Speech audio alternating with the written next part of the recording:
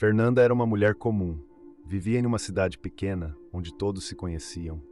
Trabalhava como professora em uma escola local, e sua vida seguia uma rotina tranquila. Ela tinha poucos amigos, gostava de ler, tomar café na varanda e observava o movimento calmo das ruas de sua cidade.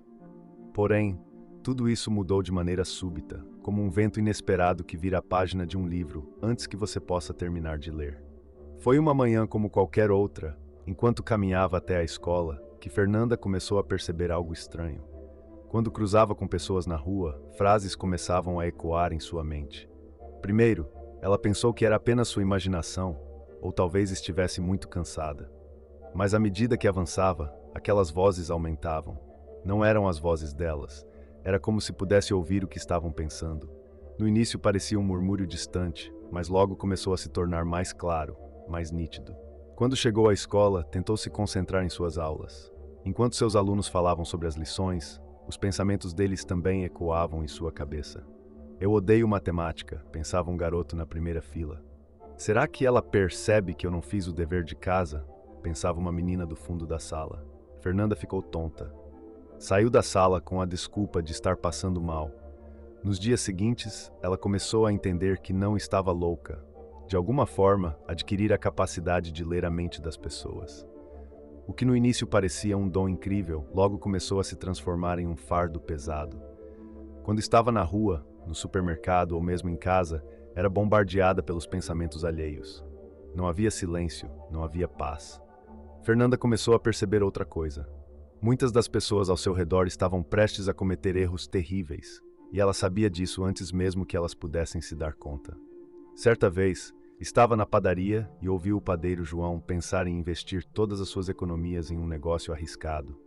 Ele estava animado, mas Fernanda sabia com absoluta certeza que o negócio fracassaria.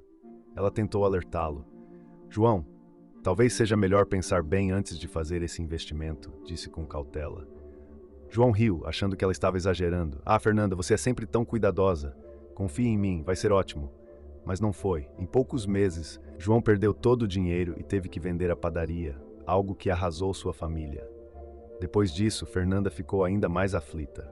Sentia-se responsável pelos erros das pessoas ao seu redor, pois sabia que de alguma forma poderia impedi-los. Mas, sempre que tentava avisá-los, eles não a levavam a sério, achando que ela estava sendo pessimista ou intrometida. A sensação de impotência começou a corroer sua alma. Não importava o quanto tentasse ajudar, parecia que ninguém queria ouvir. Ao longo dos anos, esse ciclo se repetiu inúmeras vezes. Uma de suas melhores amigas, Carla, estava prestes a se casar. Enquanto Carla falava animada sobre o casamento, Fernanda ouvia claramente seus pensamentos. Ele não me ama de verdade, mas tenho medo de ficar sozinha. Fernanda sentiu um aperto no peito. Sabia que aquele casamento não daria certo. Tentou, de todas as formas, convencer Carla a refletir melhor sobre a decisão.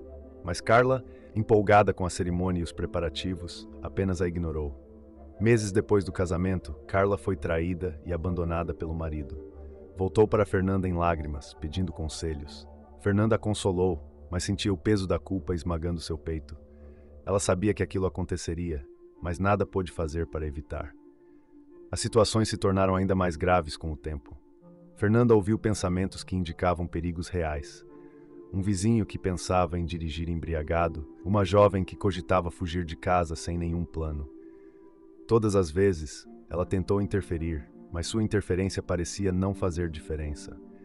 As pessoas continuavam a tomar decisões ruins, ignorando seus conselhos, como se estivessem cegas para a realidade. Fernanda, ao mesmo tempo que queria se distanciar de todos, se via forçada a conviver com os pensamentos caóticos e muitas vezes sômbrios das pessoas. Começou a se isolar, evitando lugares cheios e conversas longas. Sentia-se sufocada, presa em uma espiral de frustração. Ela sabia o futuro das pessoas ao seu redor, via suas tragédias se desenrolando lentamente e não podia fazer nada além de assistir. O ápice de sua angústia veio quando perdeu sua mãe. Sua mãe, já idosa, teve um pequeno mal-estar, e Fernanda, lendo seus pensamentos, soube que era algo sério, muito mais grave do que aparentava. Ela implorou para que sua mãe fosse ao hospital, mas a resposta foi a mesma que sempre ouvia de todos. Você está exagerando, minha filha. Isso vai passar. E não passou. Sua mãe faleceu 2 dias depois, vítima de um ataque cardíaco. Fernanda ficou devastada, carregando para sempre a dor de não ter conseguido salvar a pessoa que mais amava. Com o passar do tempo, Fernanda aprendeu a carregar o fardo de sua habilidade. Descobriu que não podia mudar o destino das pessoas, por mais que soubesse o que aconteceria. Entendeu que, por mais que tentasse alertá-las, o livre-arbítrio de cada um era algo que ela jamais poderia controlar.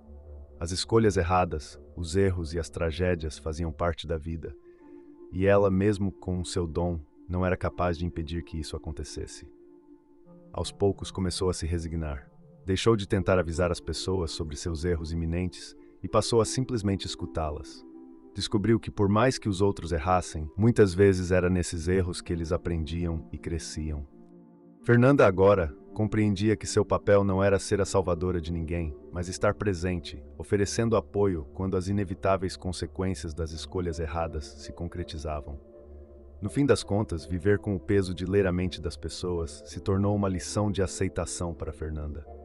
Ela nunca mais se sentiu verdadeiramente em paz, mas aprendeu a conviver com o silêncio que nunca voltaria e com o fardo de saber sem poder mudar. E assim, sua vida seguiu, marcada pela sabedoria amarga de que o futuro é muitas vezes inevitável e que nem sempre podemos salvar quem amamos de seus próprios caminhos.